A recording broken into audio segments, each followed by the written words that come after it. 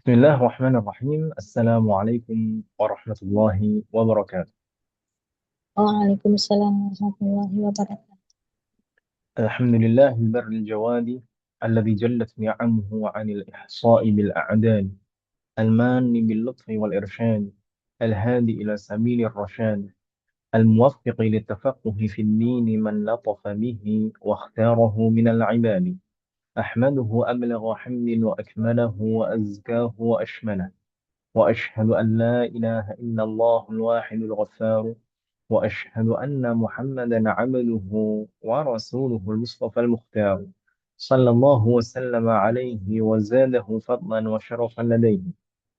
أسأل الله أن يفقهنا في الدين وأن يعلمنا ما ينفعنا وأن ينفعنا بما علمنا وأن يزيدنا علما نافعا وعملا صالحا إنه ولي ذلك والقادر عليه.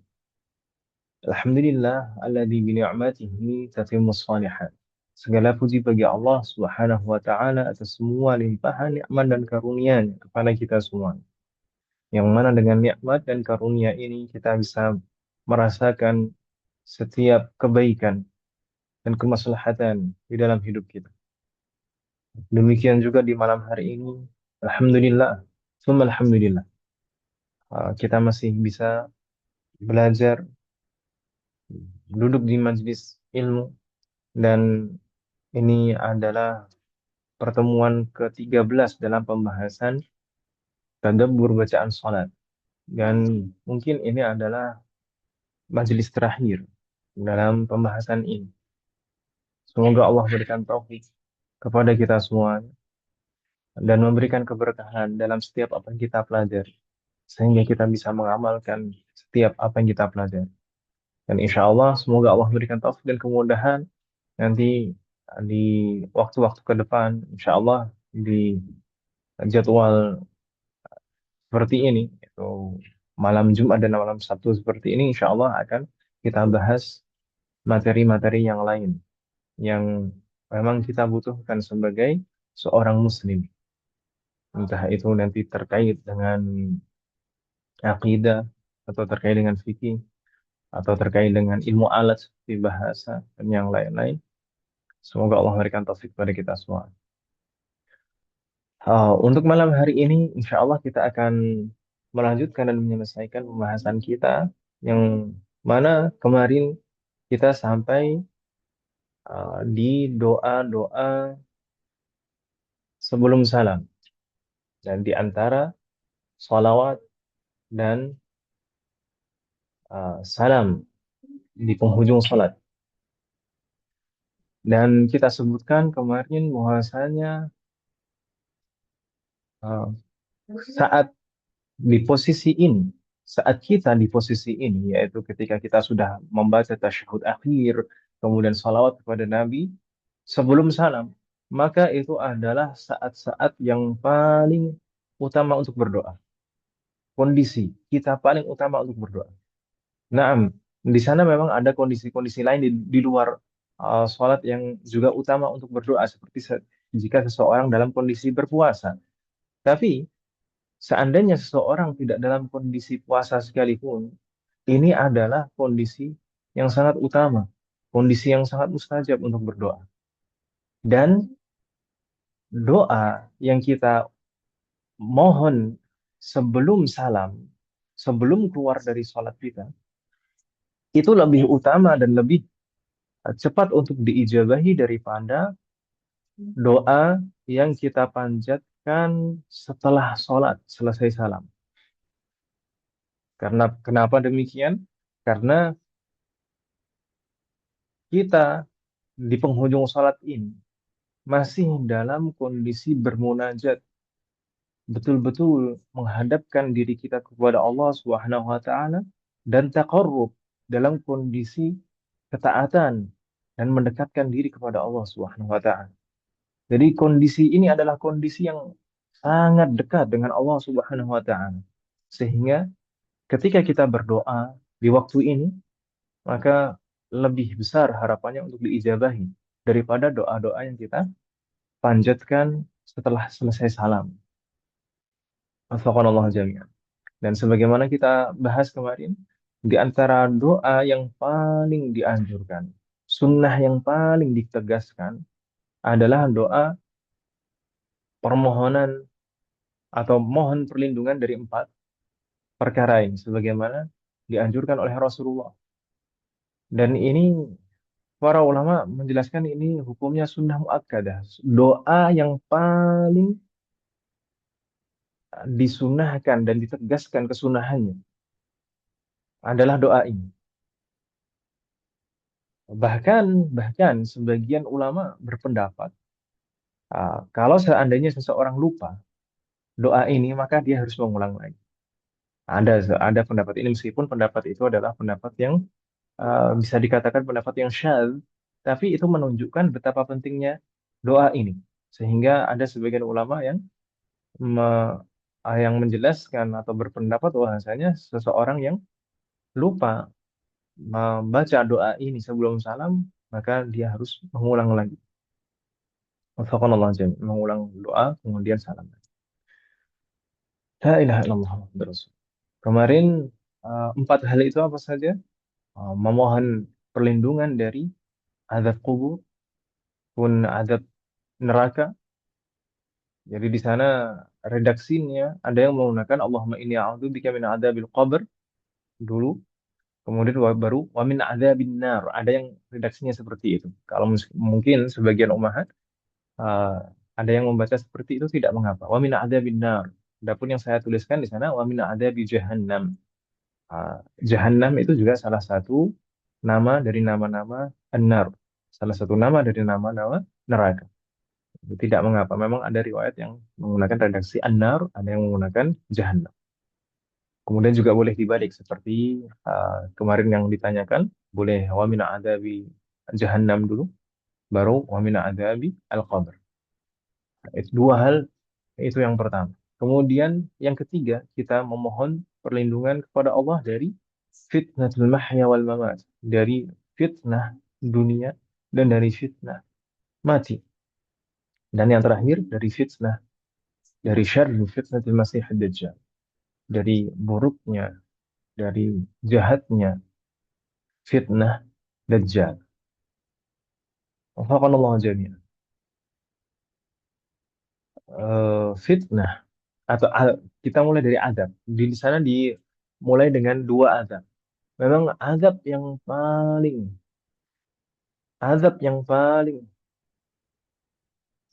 besar adalah azab kubur dan azab neraka. Naam, di dunia ada berbagai macam azab. Namun, berbagai macam azab yang ada di dunia itu tidak sebanding dengan azab kubur dan azab neraka. Makanya kita diminta untuk memohon perlindungan dari dua azab ini. Dan azab kubur serta azab neraka itu disebabkan oleh fitnatul mahya wal mamat. Disebabkan oleh ujian, ujian-ujian di dunia selama kita hidup di dunia. Jika seseorang tergelincir, tidak sabar, tidak lulus menghadapi ujian-ujian semasa di dunianya, maka besar kemungkinan jika Allah tidak mengampuni dosa-dosa kita, maka balasannya adalah azab kubur dan setelahnya akan diikuti dengan azab neraka. Walaqiyadzubillah. Semoga Allah memberikan taufik kepada kita semua. Dan di sisi lain, di sini juga ada keumuman dan kekhususan. Kalau kita perhatikan empat hal ini, sebenarnya fitnatul mahya wal mamat itu adalah umum sekali. Fitnah dunia dan fitnah setelah mati. Fitnah dunia semasa kita hidup, maka itu mencakup juga fitnah dajjal. Fitnah dajjal itu terjadi di masa hidup kita. Sedangkan fitnatul mamat itu di antara rangkaiannya adalah azab kubur dan azab neraka. Sebagaimana kita sebutkan kemarin, di antara eh, karakteristik di dalam bahasa Arab, jika ada sesuatu yang umum dan khusus disebutkan secara berurutan, maka itu menunjukkan betapa pentingnya hal yang disebutkan secara khusus. Padahal meskipun di sini, kalau misalkan kita berlindung kepada Allah min fitnatil mahya wal mamat, berlindung kepada Allah dari fitnah eh, hidup di dunia dan fitnah setelah mati, maka itu sudah mencakup fitnah dajjal dan azab kubur dan azab jahannam.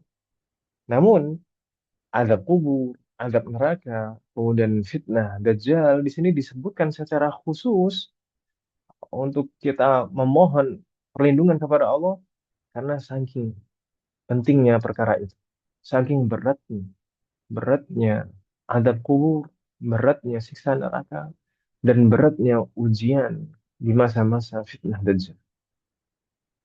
Semoga Allah selalu memberikan taufik kepada kita semua. Dan untuk doa yang kedua kemarin juga sudah kita bahas. Ini kandungan utamanya adalah kita memohon ampun kepada Allah Subhanahu wa taala dari setiap kezaliman yang kita perbuat. Baik kezaliman dalam bentuk apapun. Di sana disebutkan dalam redaksi doanya, Allahumma inni zalamtu nafsi dzulman katsira. Ya Allah, sesungguhnya aku telah menzalimi diriku dengan kezaliman yang sangat banyak. Maka kemarin kita bahas bahwasanya hakikat setiap kezaliman, setiap seseorang yang melakukan kezaliman, entah itu kezaliman kepada apapun atau siapapun, sebelum dia menzalimi orang lain, pada hakikatnya dia setelah menzalimi dirinya sendiri. Karena ketika dia berbuat dosa, ketika dia berbuat maksiat, ketika dia berbuat zalim, maka dia telah menjerumuskan dirinya ke dalam api neraka. Maka itu adalah bentuk kezaliman yang semestinya normalnya seseorang itu menjaga dirinya sendiri, menyayangi dirinya sendiri, dan menjaga dirinya dari bentuk keburukan apapun, baik keburukan-keburukan di dunia apalagi siksa neraka. Maka ketika kita siapapun uh, berbuat dosa, maka itu adalah bentuk kezaliman kepada diri kita sendiri. Semoga Allah mengampuni semua dosa-dosa kita. Maka kita memohon ampun dari setiap kezaliman kita ini. Dan bahkan di dalam salat kita pun kita masih berbuat zalim karena di dalam salat kita hampir-hampir tidak pernah kita bisa 100% khusyuk dari mulai takbiratul ihram sampai salam. Tidak ada betul-betul, tidak ada kita bisa betul-betul khusyuk sepanjang waktu sholat kita dari awal sampai akhir. Maka ketidakkhusyuan kita ini juga bentuk kezaliman kita. Maka kita juga memohon ampun kepada Allah atas kezaliman kita ini. Faghfirli maghfiratan min 'indik warhamni innaka antal ghafurur rahim. Kita lanjutkan ke doa yang ketiga. Sebenarnya, sebagaimana kita sebutkan juga kemarin, wahai sekalian, doa yang paling dianjurkan adalah doa yang pertama tadi. Setelah kita berdoa dengan doa yang pertama tadi, maka sebenarnya kita boleh berdoa dengan doa apapun, doa dengan kebaikan-kebaikan apapun. Maka oh, maksimalkan, maksimalkan kesempatan ini. Kita memiliki kondisi-kondisi yang sangat dekat dengan Allah. Kita memiliki kondisi-kondisi yang doa di sana sangat mustajab. Tidak perlu menunggu misalkan tengah malam ketika kita sholat malam. Tidak perlu kita menunggu satu pekan sehingga datang hari Jumat. Tidak perlu kita menunggu bulan-bulan haram. Tidak perlu kita menunggu bulan Ramadan. Tidak perlu kita harus berpuasa. Di dalam setiap sholat kita, di akhir sholat kita, di saat sujud, di saat sebelum salam, Allah memberikan anugerah kepada kita kondisi yang sangat mustajab untuk berdoa. Maka siapkan doa-doa terbaik kita di sana. Sadari betul-betul kita sedang di hadapan Allah Subhanahu wa taala. Taqabbalallahu jami'an. Apalagi kalau misalkan kita melaksanakan sholat di tempat-tempat yang khusus, di waktu-waktu yang khusus, dan di kondisi-kondisi yang khusus, maka itu akan berlipat ganda uh, istijabah doanya. Misalkan kita melaksanakan sholat di bulan Ramadan, kita melaksanakan sholat dalam kondisi berpuasa, kita melaksanakan sholat di haram, di Makkah, di hadapan Ka'bah, misalnya. Atau kita sholat di saat hujan turun, maka itu uh, sebab-sebab diijabahi doa itu berlipat ganda. Maka manfaatkan dengan baik kondisi-kondisi seperti itu. Di antara doa yang dianjurkan, kita lanjutkan, di antara doa yang dianjurkan untuk kita mohonkan saat sebelum salam adalah doa yang ketiga ini. Ini juga inti utama dari doa ini adalah permohonan ampun. Permohonan ampun, karena pada hakikatnya memang kita tidak ada dari kita yang selamat dari dosa. Setiap kita pernah melakukan kesalahan, setiap kita pernah melakukan dosa, maka kita sangat membutuhkan permohonan ampun. Kita selalu membutuhkan ampunan dari Allah Subhanahu wa taala. Maka memohon ampun itu hendaknya selalu tidak terlewat dalam doa-doa kita. Kita baca doa yang ketiga ini. Allahumma ghfirli ma qaddamtu wa ma akhartu wa ma asrartu wa ma a'lantu wa ma asraftu wa ma anta a'lamu bihi min. Anta al-muqaddim wa anta al-mu'akhir. La ilaha illa anta. Allahumma ya Allah, ighfirli. Ampunilah aku. Ampuni. Ampuni terkait dengan apa? Ma qaddamtu wa ma akhartu. Ampuni dosa-dosaku yang telah lalu dan dosa-dosaku yang akan datang. Karena selama seseorang masih menghembuskan nafas, maka seseorang itu juga masih punya potensi untuk berbuat dosa. Naam, sesuatu yang telah lalu jelas kita tahu. Kita penuh dengan dosa-dosa dan kesalahan-kesalahan dan kekurangan-kekurangan dalam melaksanakan ketaatan kepada Allah Subhanahu wa taala. Maka itu adalah apa yang telah berlalu, ma qaddamtu, apa yang telah aku lakukan di masa lalu. Wa ma akhartu, dan kita juga meminta ampun kepada Allah Subhanahu wa taala atas setiap potensi dosa yang mungkin akan kita lakukan di masa yang akan datang. Wa ma asrartu wa ma a'lantu. Ini suatu bentuk pengakuan kepada Allah Subhanahu wa taala. Aku juga memohon ampun kepadamu ya Rabb dari setiap dosa-dosa yang aku sembunyikan.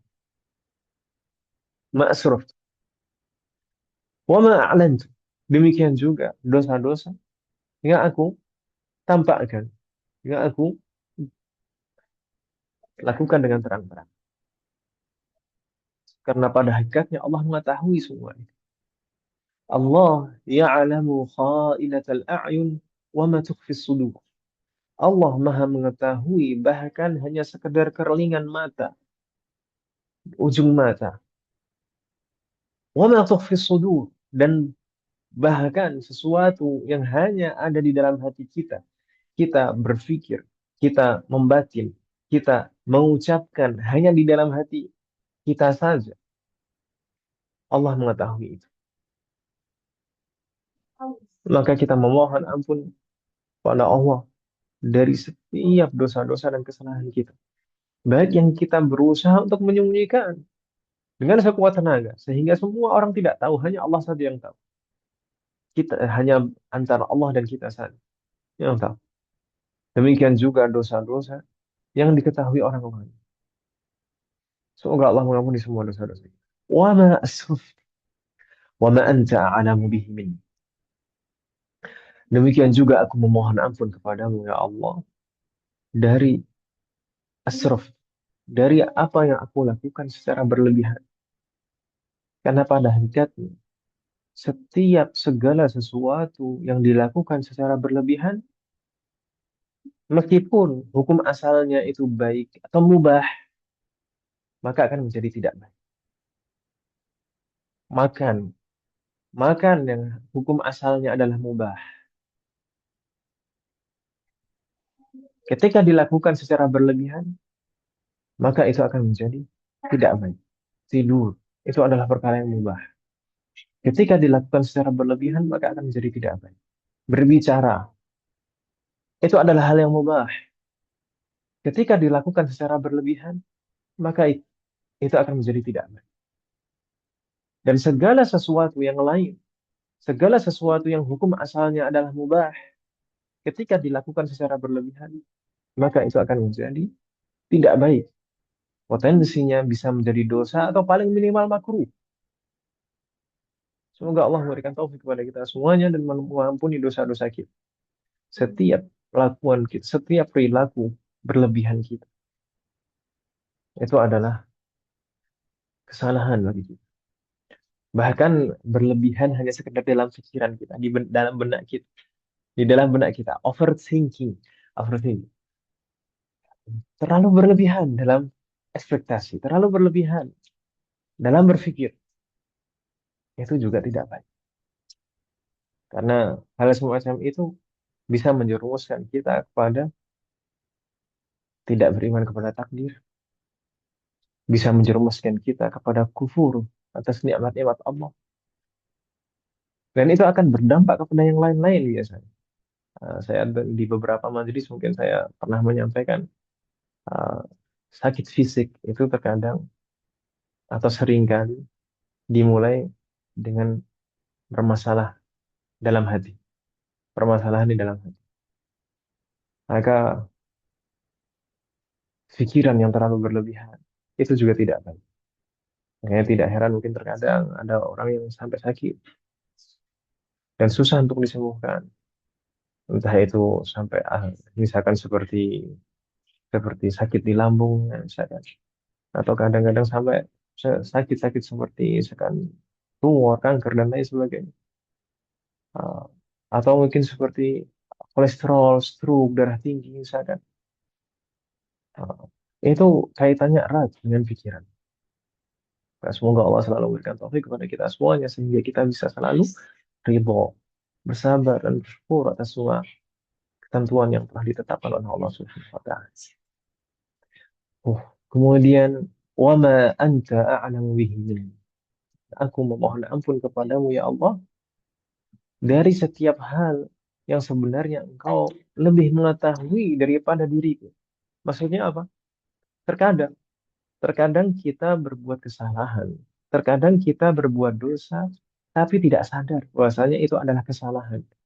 Kita tidak sadar bahwasanya itu adalah dosa. Apakah mungkin itu terjadi? Mungkin, dan bahkan banyak atau sering bahkan.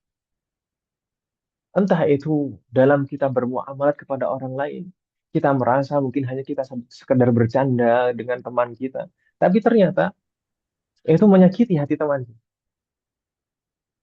Kita mungkin di dalam ibadah kita, termasuk di dalam sholat kita, terkadang kita merasa kita sudah melakukan sholat dengan benar, tidak tahunya ada ketentuan-ketentuan yang belum kita penuhi.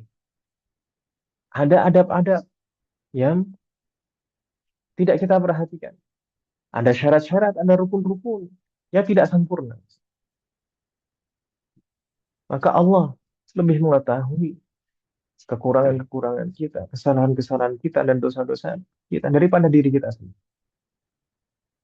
Kita juga memohon ampun kepada Allah atas semua kesalahan dan dosa-dosa itu yang bahkan kita tidak menyadari. Maka penting, penting bagi kita untuk selalu belajar dan menyadari, memegang ilmu kita itu dan kita berusaha untuk mengamalkan ilmu kita.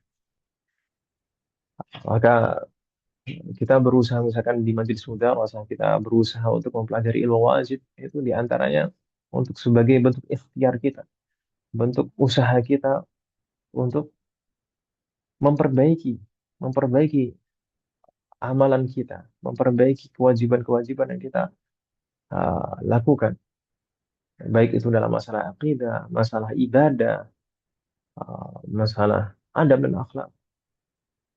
Semoga Allah selalu memberikan taufik dan memperbaiki kita semua. Berikutnya, berikutnya ini mengandung pujian kepada Allah dan juga sebenarnya pujian ini juga mengandung permohonan. Antal muqaddim wa antal muakhir.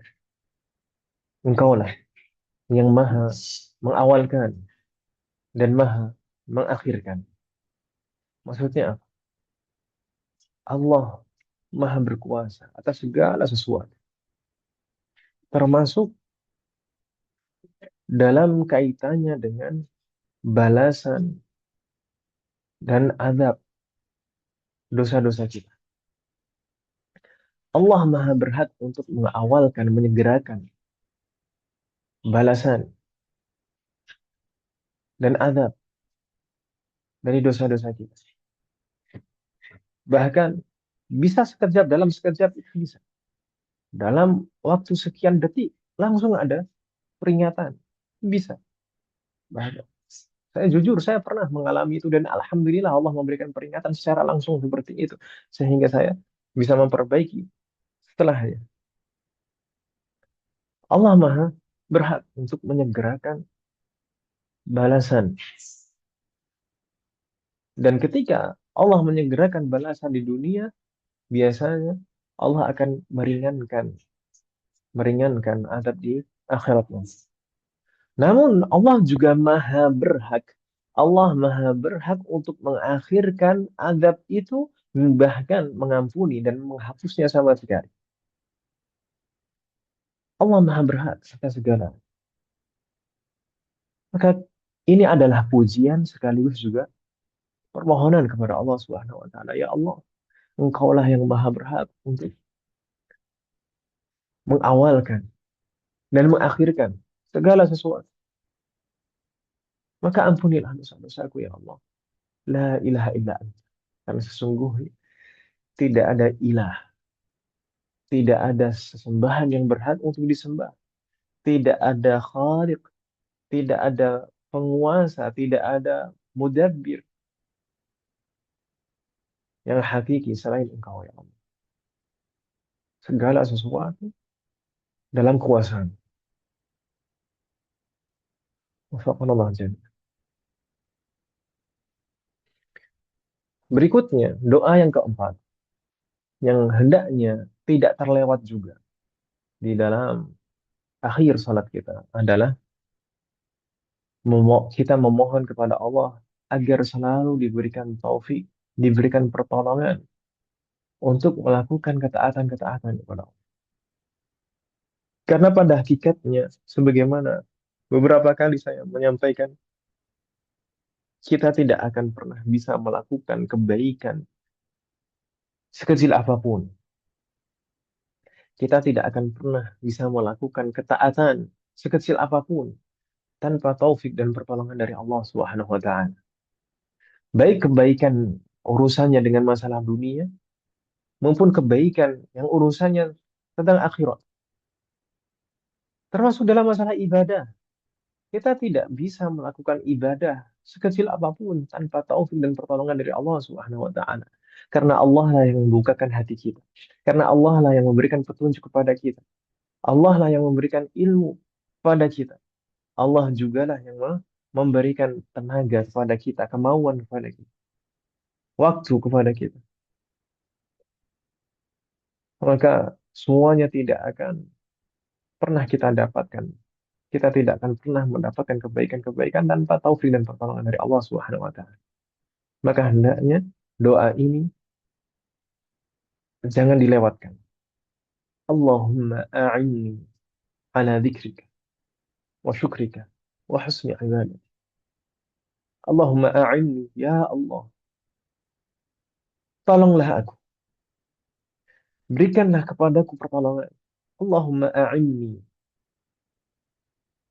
Pertolongan atas apa? Pertolongan dalam hal apa? Ala dzikri. Agar aku selalu bisa berzikir kepada. Dan zikir Ini sebenarnya sesuatu yang khusus kalau dibandingkan dengan yang disebutkan paling terakhir nanti. Ini juga menunjukkan pentingnya zikir. Dan di antara wujud zikir, di antara wujud zikir adalah salat itu sendiri. Sebenarnya juga bagian dari zikir. Nah, zikir itu ada banyak macam. Ada zikir dengan membaca Al-Quran, ada zikir dengan doa, ada zikir dengan kalimat thayyibah. Zikir dan hendaknya zikir itu tidak hanya dengan sebatas lisan, tapi juga hadirkan hati kita di setiap zikir-zikir yang kita ucapkan. Wa syukrika, dan juga tolonglah aku, berikanlah pertolonganmu kepadamu agar aku bisa senantiasa bersyukur kepada. Karena pada hakikatnya syukur itu adalah kewajiban kita. Syukur itu adalah kewajiban kita. Sebagaimana Allah berfirman, la in syakartum la azidannakum wa in kafartum inna adzabi lasyadid. Jika kalian bersyukur, maka aku akan tambahkan nikmat kepada kalian. Itu balasan, pahala. Tapi ancaman setelahnya wala in kafartum. Namun jika kalian sebaliknya tidak bersyukur, kufur atas nikmatku, inna adzabi lasyadid. Sesungguhnya adabku sangat pedih. Dari ayat ini bisa difahami bahwasanya syukur itu adalah kewajiban. Karena kalau tidak bersyukur diancam dengan azab. Semoga Allah memberikan taufik kepada kita semua. Syukur atas segala segala nikmat yang Allah berikan. Syukur atas segala nikmat yang Allah berikan. Tidak hanya nikmat harta, tidak hanya nikmat keluarga, anak istri, suami, anak, cucu, keluarga yang baik, uh, rumah tinggal yang baik, kendaraan yang baik, lingkungan yang baik, nikmat beribadah, nikmat ilmu, segala nikmat, semuanya wajib kita syukur. Allahumma a'inni ala dzikrika wa syukrika wa husni ibadah, dan beribadah dengan baik kepada, dengan beribadah dengan baik kepada. Sebenarnya zikir dan syukur itu adalah bagian dari ibadah. Zikir dan syukur itu adalah bagian dari ibadah. Dan sebagaimana kita sebutkan beberapa kali sebelumnya, kalau ada sesuatu yang khusus dan umum disebutkan secara bersamaan, maka hal itu menunjukkan keutamaan sesuatu yang khusus itu. Nah, di sini di dalam doa ini yang diajarkan oleh Rasulullah ini juga sebenarnya ada isyarat bahwasanya ibadah hati adalah ibadah yang terbaik dibanding semua ibadah-ibadah yang lain. Ibadah hati adalah ibadah yang paling afdal, ibadah yang paling utama, ibadah terbaik dibanding dengan ibadah fisik, ibadah harta, dan lain-lain. Dan itu merupakan ijma, kesepakatan para ulama. Semua ulama bersepakat bahwasanya ibadah hati adalah ibadah yang paling afdal, ibadah yang paling utama. Karena ibadah hati itu kaitannya dengan keimanan. Ibadah hati itu kaitannya dengan akidah. Kita bersyukur.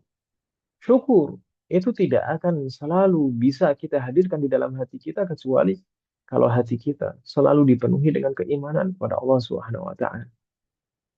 Karena kenyataannya orang yang bergelimang kenikmatan, orang yang bergelimang harta misalnya, tidak semuanya bisa bersyukur.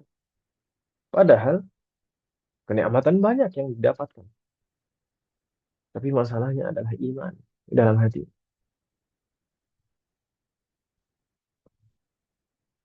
Demikian juga zikir, ini adalah bagian dari ibadah hati.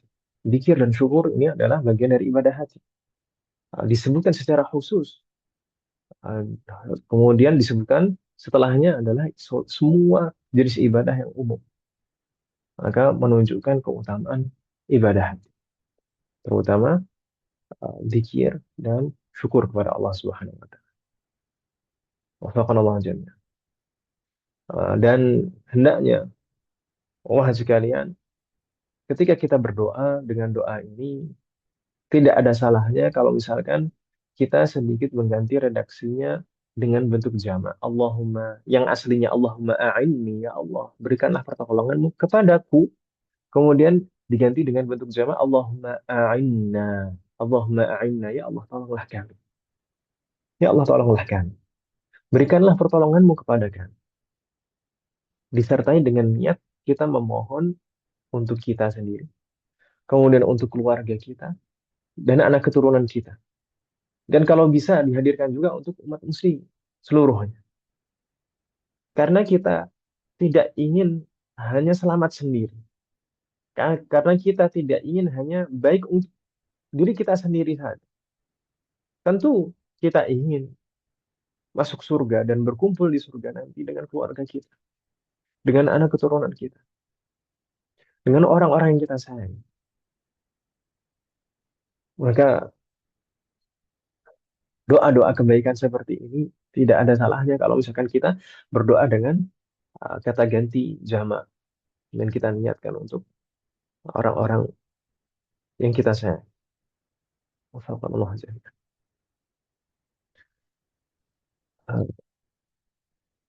Berikutnya doa yang kelima dan ini adalah doa yang terakhir yang kita sebutkan dan bahas di sini sebelum salam, yaitu doa yang merupakan harapan setiap orang yang beriman.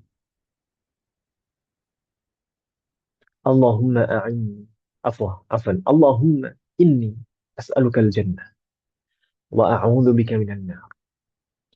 Allahumma inni as'aluka al-jannah wa a'udzu bika minan nar. Ya Allah, sesungguhnya aku memohon kepadamu agar bisa masuk surga. Setiap orang yang beriman pasti ingin masuk surga. Itu adalah tujuan akhir. Tujuan akhir. Bahkan tujuan utama setiap orang yang beriman. Setiap segala sesuatu yang diusahakan di dunia ini, setiap segala sesuatu yang difikirkan, dicurahkan di dunia ini hanya untuk satu tujuan utama itu, yaitu bisa masuk surga, bisa bertemu dengan Allah Subhanahu wa taala berhadapan langsung di hadapan. Itu adalah kenikmatan tertinggi yang kita harapkan sebagai orang yang beriman. Allahumma inni as'alukal jannah. Ya Allah, aku memohon kepadamu agar bisa masuk surga. Wa a'udzu bika minan nar.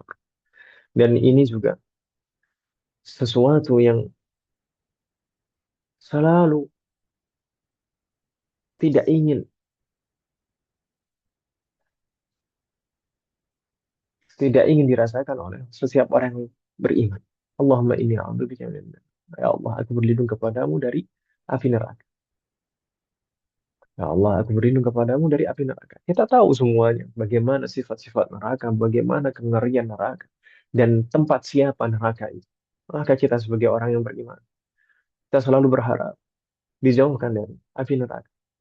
Ini adalah dua hal yang paling utama yang juga seharusnya kita tidak melupakan untuk selalu meminta kepada Allah, memohon untuk bisa masuk surga dan memohon untuk dijauhkan dari api neraka. Wafaqanallahu jami'an. Kurang lebih ini beberapa doa yang bisa kita panjatkan sebelum salam di akhir salat kita. Yang paling utama adalah yang pertama tadi. Sebisa mungkin jangan sampai terlewat yang pertama tadi. Memohon kepada Allah, memohon perlindungan kepada Allah dari empat hal. Kemudian uh, bisa ditambahkan doa-doa berikutnya. Kalau misalkan masih ada waktu, sholatnya misalkan tidak terburu-buru, maka bisa ditambahkan dengan doa-doa yang lain, doa apapun, kebaikan apapun. Namun kalau misalkan doanya, kalau misalkan sholatnya misalkan waktunya tidak banyak, karena mungkin sholatnya dalam kondisi perjalanan, atau mungkin ternyata sholatnya ini di ujung waktu misalnya, di ujung waktu hampir keluar, hampir habis waktu sholat, maka Uh, kalau misalkan masih cukup membaca doa yang pertama tadi, baca doa yang pertama. Wafaqallahu jami'an. Ada pertanyaan masih kalian sebelum kita membahas salam? Afwan, Ustadz mau tanya. Bagaimana? Yang tadi kan Ustadz bilang tuh yang di awal tadi kalau waktu yang paling mustajab pas di dalam sholat itu kan yang tadi sesudah sholawat sebelum salam ya Ustadz baca doanya. Kok kondisi kondisi yang paling utama untuk Oh berdoa iya. kalau dibandingkan dengan setelah sholat gitu ya, Oh, dan di luar sholat. Nah, tapi kalau pertanyaan mungkin dibandingkan, kayak dibandingkan dengan sujud, iya. Heeh. Nah, keduanya baik karena keduanya sama-sama ada riwayat di sana. Kalau terkait dengan sujud, ah, sebagaimana kita bahas sebelumnya, aqrabu ma yakunu baina 'abdi wa rabbi wa huwa sajid. Fa'aktsir minad du'a. Kurang au fi ma'ana. Kondisi paling dekat seorang hamba dengan Robnya adalah ketika dia sujud. Maka perbanyaklah doa di sana. Perbanyaklah doa. Karena itu adalah kondisi yang paling dekat dengan Rob. Dan di akhir sholat sebelum salam, itu juga kondisi yang mustajab untuk berdoa. Sebagaimana uh, sabda Rasulullah kemarin, "Falyad'u bima sya'a fi ma'ana." Hendaknya setelah memohon empat hal tadi, maka berdoalah dengan doa apapun. Juga ada riwayat yang lain, doa fi adbari kulli shalah. Di adbar itu jamak dari dubur. Dubur itu bagian akhir setiap sholat. Maka itu juga adalah waktu yang mustajab. Meskipun naam di sana ada perbedaan pendapat, maksudnya duburus shalah. Duburus shalah itu apakah sebelum salam atau setelah salam? Namun di antara beberapa ulama yang mungkin argumennya lebih kuat, yang dimaksud dubur shalah adalah sebelum salam. Karena dubur itu adalah bagian yang masih bersambung dengan sesuatu itu, ya kan, Mas? Bukan sesuatu yang terpisah. Dubur itu masih bersambung. Kalau dubur shalah, bagian akhir salat, ya berarti masih bersambung dengan salat. Bagian akhir salat sebelum salat. Nah, jadi makanya di antara pendapat yang kuat itu adalah ketika eh, kalau dibandingkan antara sebelum salam, doa sebelum salam, dan doa setelah salam, maka uh, doa sebelum salam itu lebih utama, lebih mustajab daripada doa yang dipanjatkan setelah selesai sholat, setelah salam. Terkait dengan kalau dibandingkan mana yang lebih utama antara sujud dan sebelum salam, Allah alam, karena dua-duanya diriwayatkan, dua-duanya ditegaskan, gitu kan. Wafaqanallahu jami'an. Maka eh, sebisa mungkin kalau bisa ya dua-duanya kita berdoa di waktu dua-duanya begitu Mas. Apalagi kalau misalkan kita bisa sujud kita bisa kita perpanjang, misalkan kalau sholatnya sholat sendiri misalkan, maka eh, perbanyak doa ketika sujud. Namun kalau kita sholatnya sebagai makmum dalam sholat jamaah, maka seringkali kita tidak bisa memanjangkan sujud kita, tapi kita masih bisa punya kesempatan doa sebelum salam, gitu kan Mas? Karena kalau sujud itu tidak semuanya bisa memperpanjang sujudnya sehingga memperpanjang doanya ketika sujud. Tidak semuanya bisa. Tapi kalau doa sebelum salam, insya Allah semuanya bisa. Kenapa? Kenapa semuanya bisa? Karena meskipun makmum sekalipun imam sudah selesai salam, kita masih bisa, masih boleh untuk melanjutkan. Jadi tidak harus misalkan imam Assalamualaikum warahmatullahi Assalamualaikum warahmatullahi kita harus segera mengikutinya. Enggak. Kalau ketika imam sudah salam, itu kita sudah tidak terikat lagi. Maka kita masih boleh untuk memanjatkan doa-doa di sana. Nah, sampai selesai hajat kita, baru kita salam. Boleh seperti itu. Begitu, Mas? Oh, Nah Ustadz, jazakallahu khair Ustaz, Ustadz. Assalamualaikum Ustaz. Saya mau nanya Waalaikumsalam warahmatullahi wabarakatuh. Nah, silakan. mengenai ini Ustaz. Kalau berdoa dengan tidak lapat Arab bagaimana Ustaz? Fatah Allah alaik. Saya minta maaf sebelumnya mungkin kita sempat sebutkan di dalam mazhab Syafi'i untuk khusus untuk doa di dalam sholat itu harus menggunakan bahasa Arab, harus menggunakan bahasa Arab. Gitu kan? Kalau itu dilafatkan, kalau itu dilafatkan karena nanti itu kalau tidak dengan bahasa Arab nanti masuk ke pembatal sholat. Jadi kalau doa harus dengan bahasa. Tapi Betul kalau Ustaz. misalkan, nah, makanya ada baiknya kalau kita menghafal beberapa doa yang diriwayatkan seperti 5 doa ini, atau juga mungkin ada baiknya belajar sedikit lah bahasa Arab supaya kita bisa memohon kepada Allah dengan doa-doa bahasa Arab.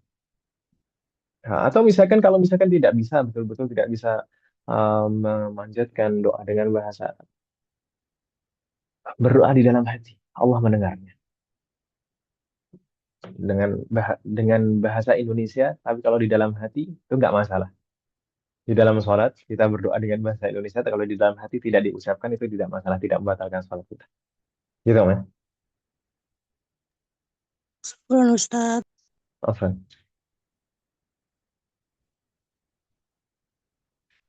Soal akhir, ada lagi pertanyaan, Ustaz? Afwan Ustaz, Bagaimana?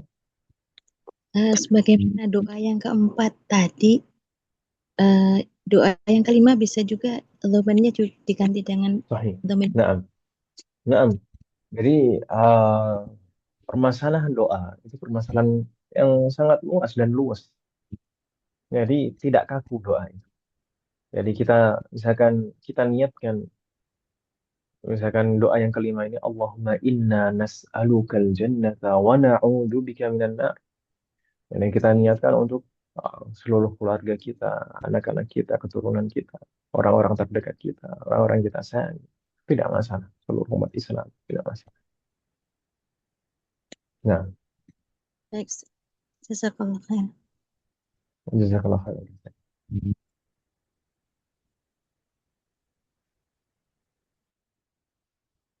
Soal akhir.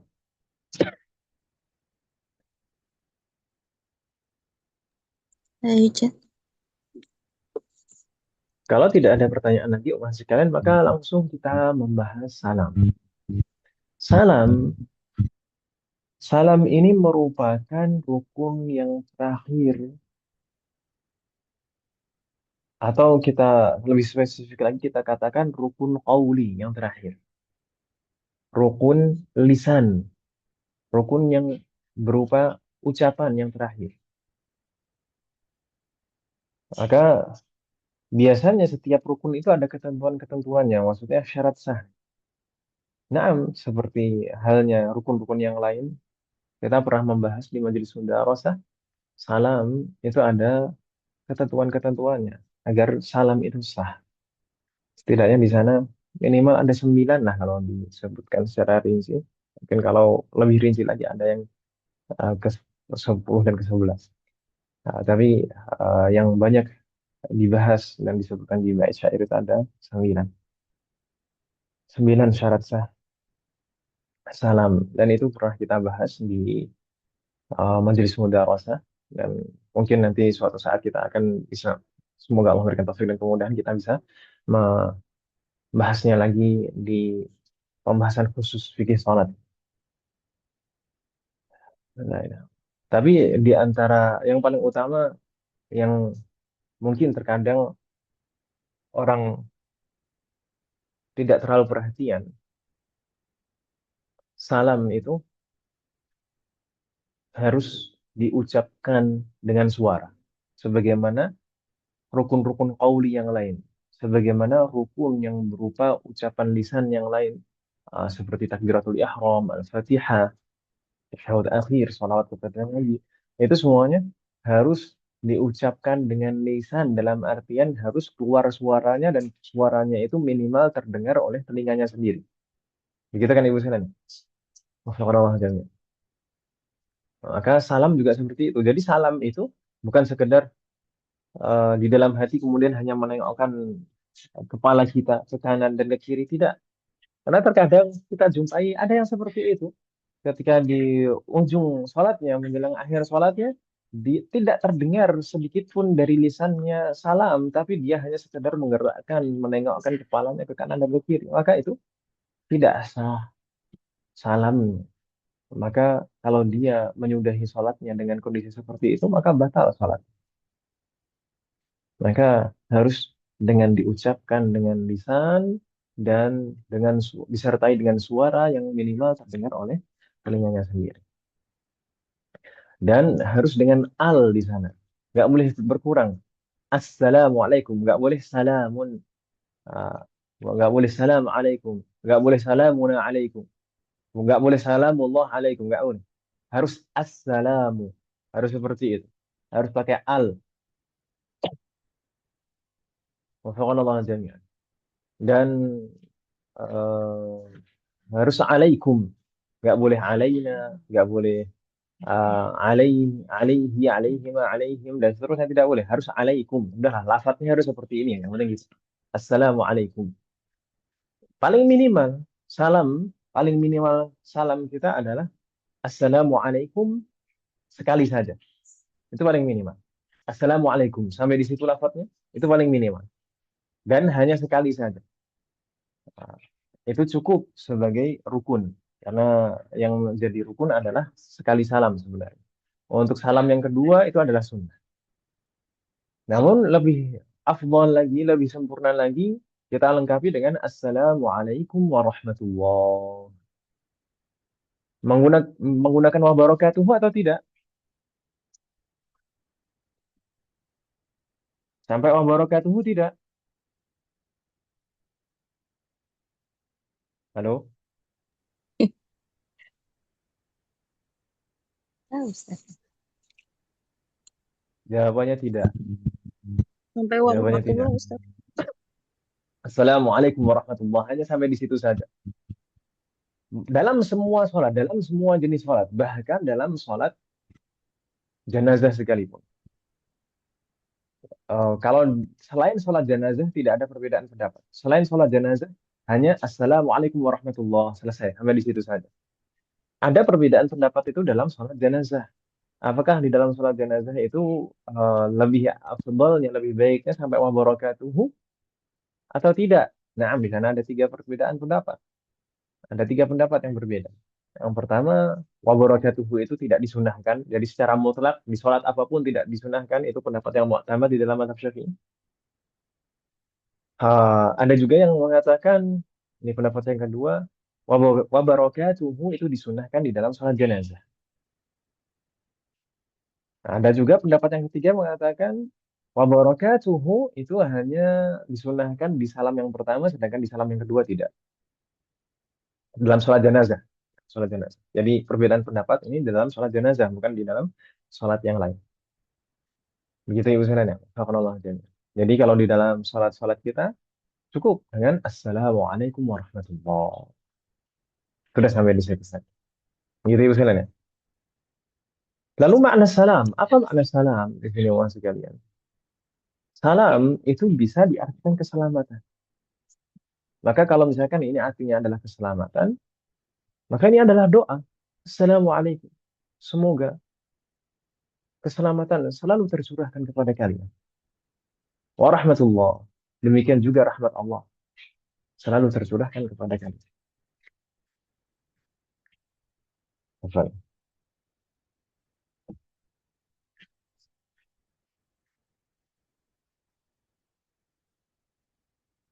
Nah, meskipun sebenarnya juga ada banyak pendapat yang lain terkait dengan makna salam pada Assalamualaikum.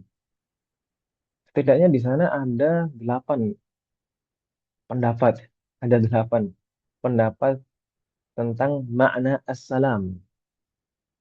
Namun yang paling masyhur ada 2. Yang pertama tadi yang kita sebutkan, assalam ini maksudnya adalah keselamatan. Pendapat yang kedua, assalam itu maknanya adalah salah satu nama dari nama-nama Allah. Nah, memang salah satu nama dari nama-nama Allah adalah assalam.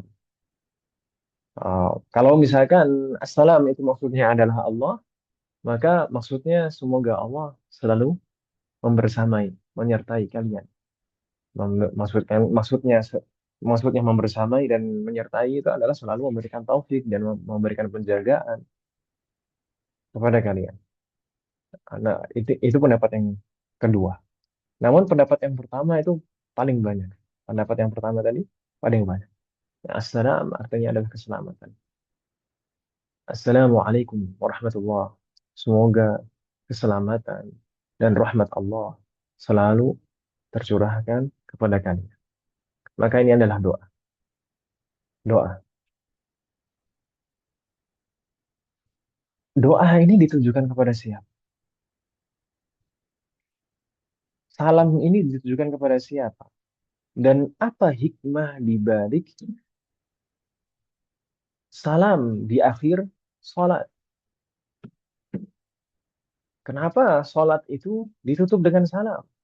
Normalnya biasanya kalau di luar sholat kita menyampaikan salam itu jika bertemu dengan orang lain, ya atau ya? Yang sebelumnya kita tidak bertemu, kemudian kita bertemu, ya atau ya? Halo,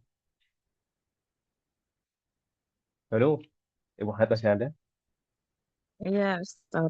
Nah, kalau di luar sholat, normalnya kita mengucapkan salam itu kepada seseorang yang kita jumpai, yang mana kita sebelumnya kita tidak bertemu, kemudian kita bertemu, maka kita sampaikan salam. Tapi kenapa di akhir sholat ini juga ditutup dengan salam dan bahkan wajib kita mengucapkan salam di sana? Di antara hikmah yang disebutkan, di antara yang menyebutkan adalah Syekh Ibrahim Al-Baijuri dalam Hasyiah beliau. Beliau mengatakan di antara hikmah disyariatkannya salam di akhir sholat adalah karena sepanjang sholat kita, kita disibukkan dengan bermunajat kepada Allah, disibukkan dengan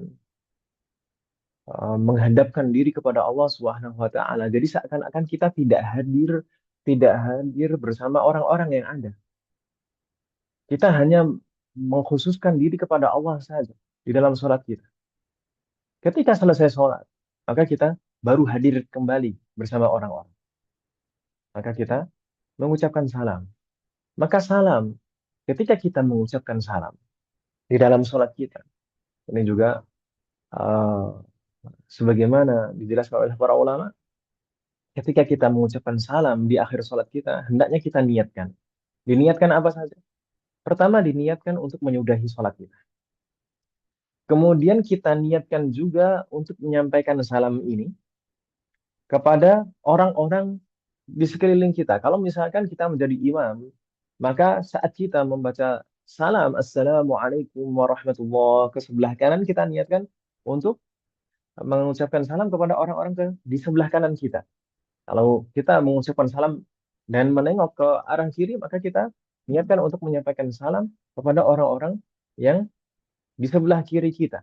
Kalau kita sebagai makmum, ditambah lagi, ketika kita mengucapkan salam, dan salam kita adalah salam setelah imam, maka kita niatkan juga selain untuk salam kepada semua orang di sekitar kita, kanan kita dan kiri kita, juga kita niatkan juga untuk menjawab salamnya imam tadi, menjawab salamnya imam. Dan kita niatkan juga salam kita ini kita tujukan untuk seluruh para malaikat. Karena para malaikat semuanya juga hadir di sana, di masjid, tempat kita sholat. Di tempat kita sholat, dimanapun kita melaksanakan sholat. Malaikat menyaksikannya. Kita niatkan salam kita, itu kita tujukan kepada seluruh para malaikat dan kepada seluruh umat muslim, dimanapun juga, di seluruh penjuru dunia. Di arah kanan kita maupun di arah kiri kita. Assalamualaikum warahmatullahi wabarakatuh. La ilaha illallah. Dan saat kita salam, hendaknya kita menghadirkan beberapa hal dan betul-betul renungi hal itu. Saat kita mengucapkan Assalamualaikum warahmatullahi wabarakatuh, maka hadirkan di dalam hati kita rasa syukur kepada Allah Subhanahu wa taala yang telah memberikan taufik dan pertolongan kepada kita sehingga kita bisa melaksanakan ketaatan, sehingga kita bisa melaksanakan sholat dari awal sampai akhir. Kemudian hadirkan juga di dalam hati kita rasa takut dan rasa cemas. Kalau-kalau ini adalah sholat terakhir kita. Jangan-jangan ini adalah sholat terakhir kita. Maka hati-hati, hati-hati, hati-hati. Agar kita bisa memperbaiki amalan-amalan kita setelah sholat kita.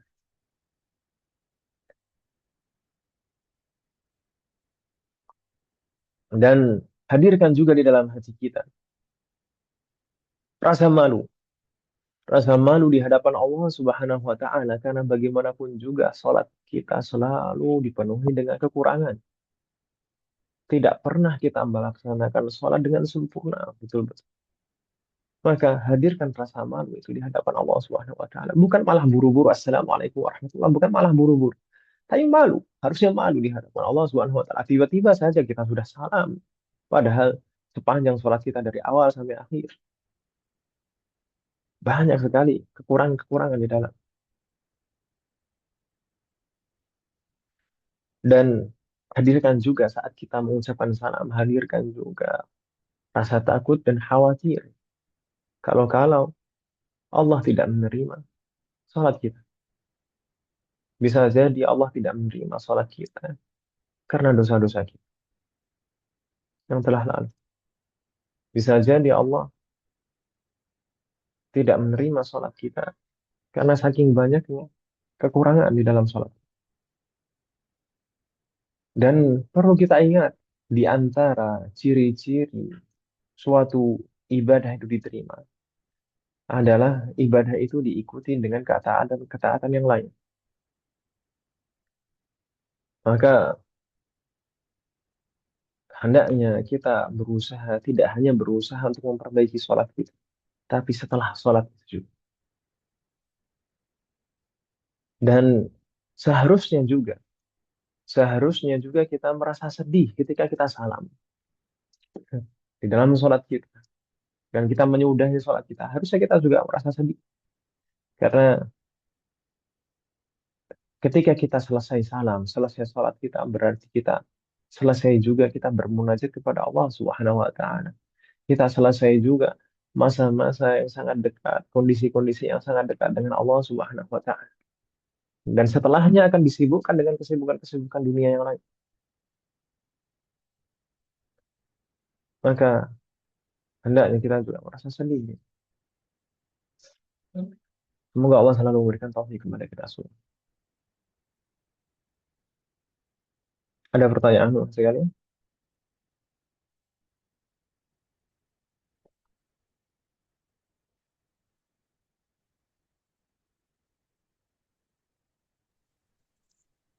Afwan Ustaz, Nah, saya pernah dengar itu salam itu ditambahin, tapi bukan di dalam sholat ya Ustaz.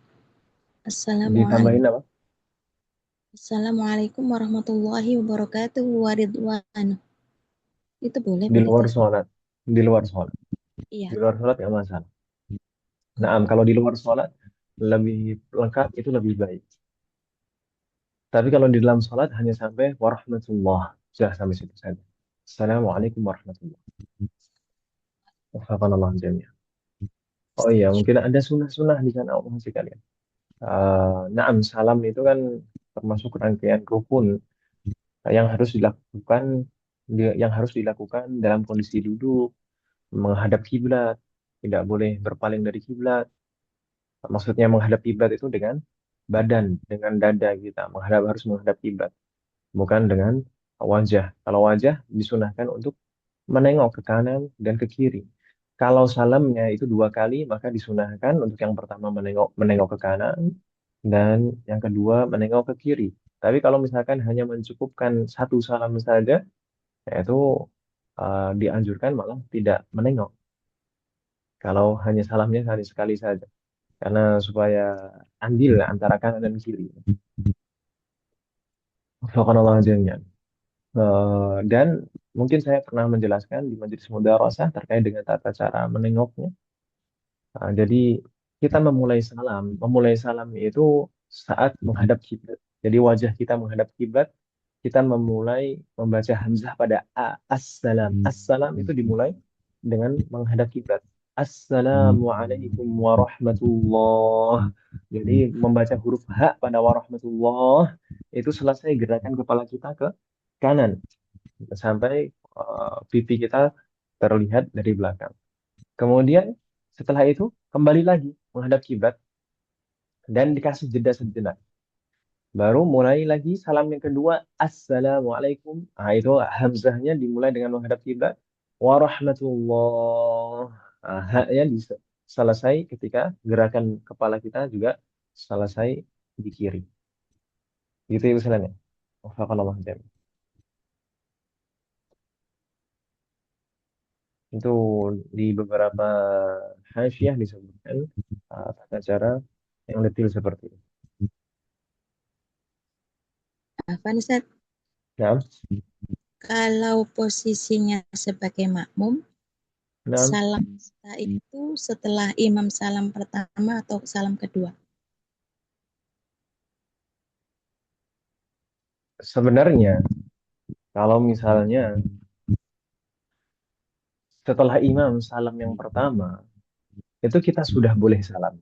Kalau misalnya kita buru-buru kan, saking kebelet misalnya, menahan mau ke kamar mandi misalkan. Imam salam yang pertama, kemudian kita langsung salam, itu sudah sah. Karena dengan salamnya imam yang pertama, imam itu sudah selesai salat. Sedangkan salam yang kedua itu sunnah hukum. Maka setelah imam salam yang pertama, kemudian kita salam, itu sudah boleh, nggak masalah sebenarnya. Tapi yang lebih afdol tunggu imam sampai betul-betul selesai. Salam yang kedua itu yang lebih afdol. Gitu ya. Nah, Itu yang lebih afdol. Imam salam yang kedua, baru kita salam. dalam kondisi tertentu Ah, tadi pertama ya. nah, tapi kalau misalnya imam setelah imam selesai salam pertama dan salam yang kedua, kemudian kita masih ingin berdoa lagi, memanjatkan doa-doa yang masih mungkin banyak yang ingin kita mohon kepada Allah, maka masih dibolehkan, tidak masalah. Karena Panjang. ketika imam salam, itu kita sudah tidak terikat lagi dengan imam. Gitu ya. Jadi nggak masalah kalau misalkan agak akhiran kita salamnya dibanding dengan salamnya imam. Dan makanya kalau misalkan dalam sholat jamaah nanti eh, imamnya tidak sujud sahwi kemudian makmumnya ingin sujud sahwi pun juga tidak masalah karena ketika imam selesai salam itu makmum sudah tidak terikat lagi dengan imam. Gitu ya. Makanya makmum itu boleh sujud sahwi sendiri di belakang imam. Kalau imamnya sudah selesai salam.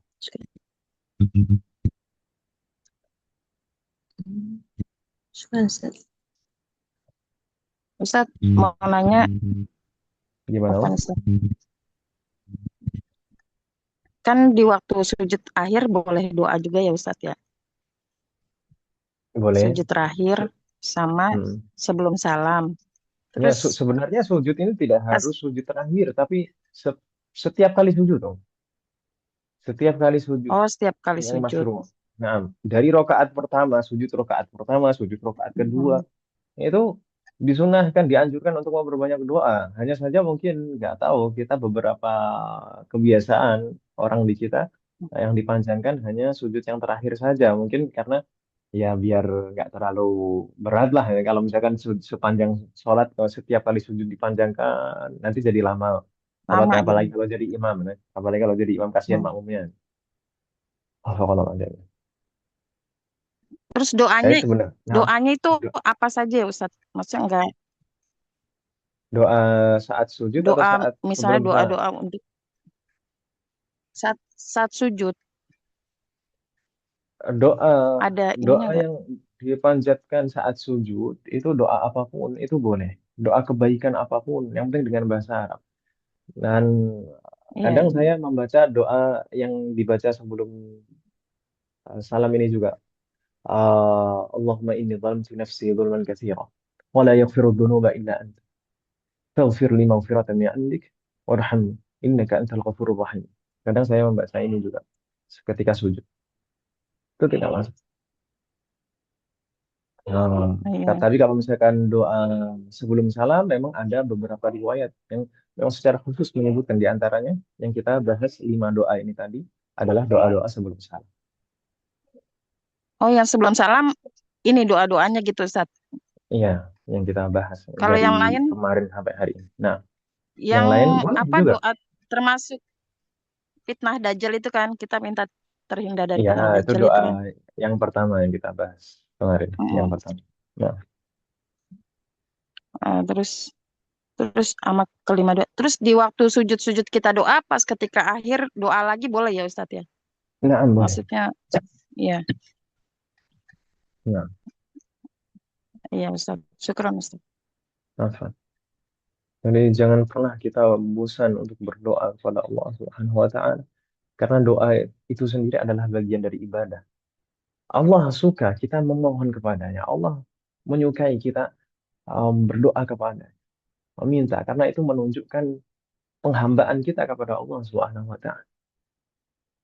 Dan mungkin memang sengaja Allah ingin mendengar doa kita diulang-ulang, sehingga kita selalu menunjukkan penghambaan kepada Allah Subhanahu wa taala. Sampai akhirnya setelah sekian kali diulang-ulang baru Allah akan mengabulkan. Karena bisa jadi kalau sudah dikabulkan, cepat dikabulkan, nanti nggak berdoa lagi. Nah, kadang-kadang Allah Maha tahu seperti itu. Maka uh, jangan bosan-bosan untuk mengulang-ulang doa kita.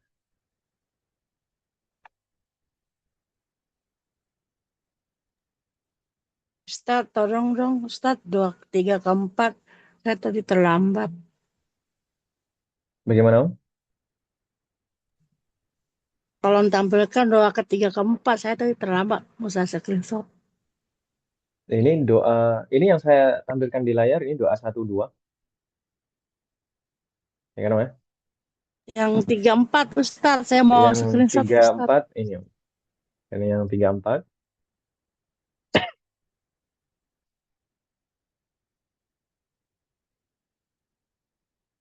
Sudah, Om?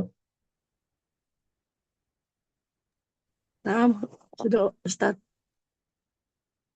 Ada satu lagi doa yang kelima, ya. Oh, salah.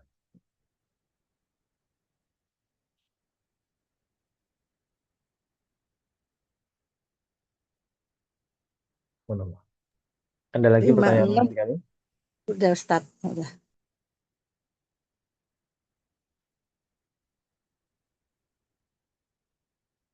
Umahat yang lain? Ada pertanyaan?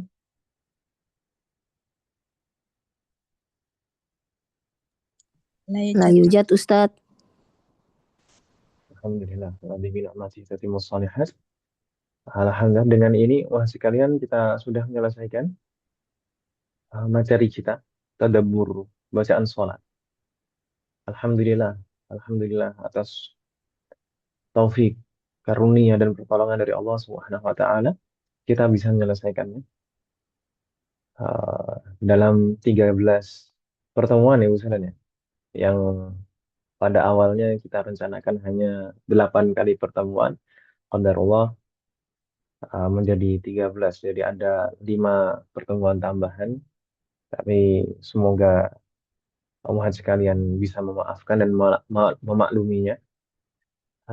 Dan semoga apa yang kita bahas dan pelajari selama ini bermanfaat dan barokah.